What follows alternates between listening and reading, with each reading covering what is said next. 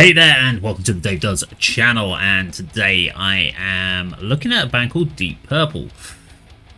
Now I should say, I've never actually checked out Deep Purple.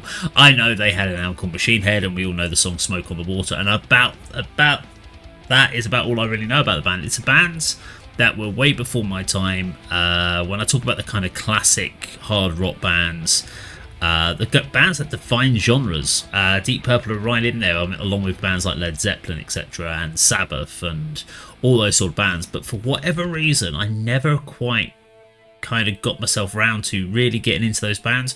I probably got into the bands that kind of followed them onwards, in the classic metal sense of the bands like the Iron Maiden stuff, and really from mid-80s onward, where production and the overall vibe of the songs, in my opinion, got slightly better. But although I've got not a lot of references to go back to.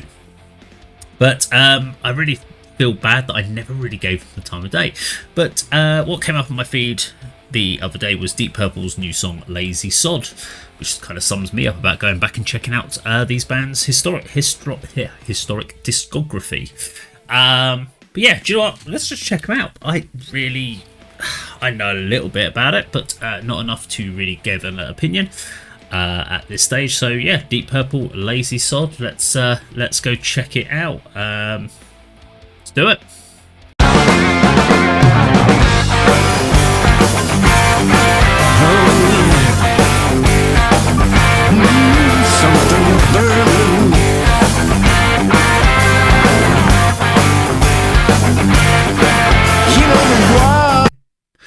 First pause. I'm going to get a first pause out of the way just to say it sounds like the era, and I know I shouldn't be surprised that a band from like the sort of 70s, late 60s, 70s, sounds like a band from the late 60s and 70s, but you kind of go, we're in 2024, and that's quite crazy to think about. This band's been going like over 50 years. Damn. That's a long time to be in the business. But they sound like it sounds crisp. It sounds great production. I think the fact they've gone into like the standard White Room, Infinity Cove, is quite interesting, because it's kind of like it's been a big thing for the last few years, bands doing that. So yeah, sounds very cool. Sounds classic. Nowadays, kind of sounds like a lot of what you see in the local pub bands. The originals local pub bands have got this kind of vibe, which is nice because it's kind of classic rock. Let's do it. On fire, I can't get my ass out of bed. The world is on fire, there's smoke all around my head. What was I thinking about when I crashed last night? The oceans are rising, and I can't do a thing about that. So it's hardly surprising I built a rock for me and my sleek black cat man. What was I thinking about? Okay, I'm not going to do too many pauses. I just wanted to kind of sort of, my first observation here is that I don't remember the last time I saw Deep Purple put out a video or anything like that. Maybe it's just never come across my feed. What I am finding really interesting is the part. Is it Ian Gillingham? If that's the correct pronunciation on the singer's name. Only once so far has he actually worked with the camera. So as a videographer myself, when I've done videos like this, I'm always talking about with the singer. You're always like, the singer's working the camera unless there's a topic off screen that you want them to work with. You always, it's not so much the rest of the band, but you definitely want the vocalist to be working with the camera. That way they're connecting with the audience, because when they're just sort of looking off in the distance singing, there's no connection with the audience. There's no connection with the person watching the video. So it's really important that they're working with the camera. They all seem a little bit out of their comfort zones about being on camera. They're more like that. This is a band that's live, who just kind of thoroughly enjoyed the live environment, and this probably feels a little bit odd for them. This is not their natural environment to be in an Infinity Cove on the screen, but cool track so far. I like it. When I crashed last night, oh yeah. Turn out the gas, don't forget to switch off the lights. That's alright, 'cause I'm a lazy son and I'm hot, oh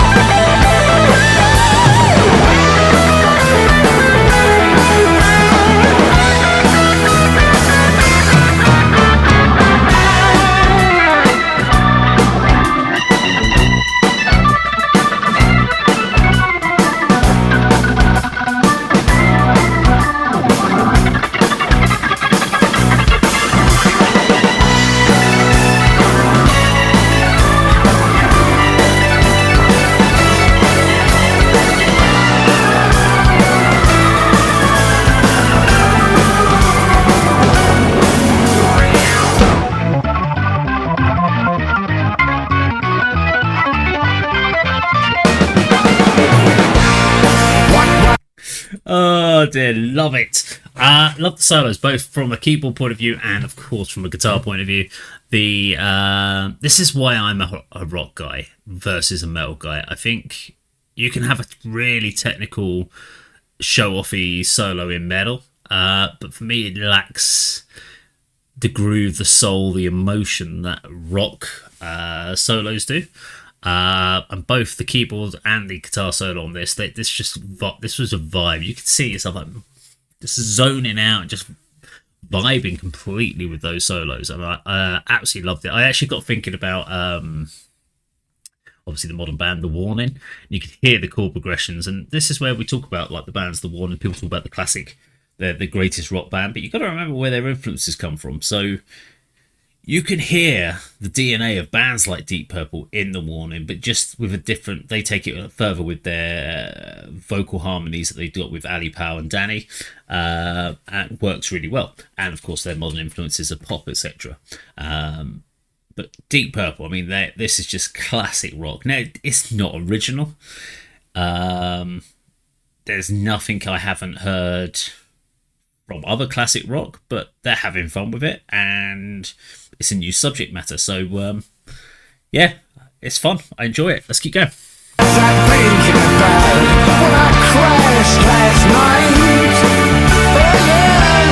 Turn off the gas and don't forget to switch off the light.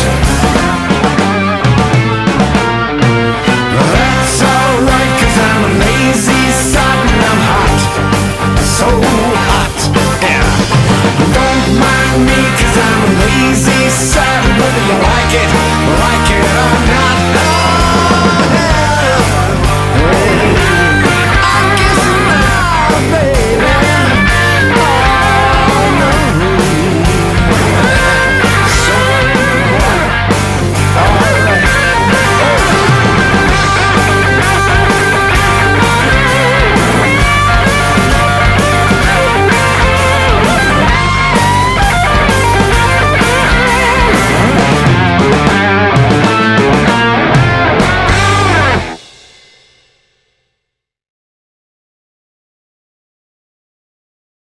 Okay, there we go. Deep Purple and Lazy Sod. So overall, great track, thoroughly enjoyable.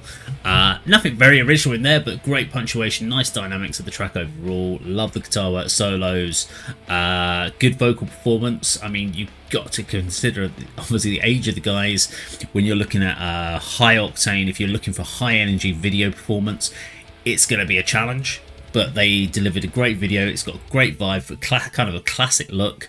White room alcoves, the infinity, what's effectively called the infinity rooms, was a good sell for it. Actually, I really like the camera angles that they decided to do, the way they set it up. Always interesting to see how they decide to whether or not to use the amps in the background or not, whether they're powered on, do the cables go anywhere, do they have monitors, etc, etc. It depends on how far you want to take it to make it feel authentic. Some people have no cabs and they're like, we'll just run it, or like it's wireless, for instance. Some people set it up exactly like it's a live performance with monitors, etc, which I quite like when they do that.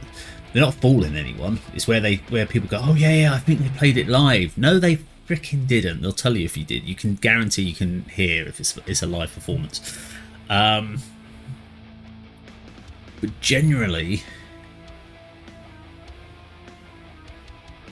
yeah, I thought that was really good. That was really good fun. Thoroughly enjoyed checking it out, and I'm really looking forward to checking out some more Deep Purple. Let me know what you reckon I should check out in the comments down below. Now, if you enjoyed the video today, please do like, share, and subscribe. See you in another video sometime very soon. Take care.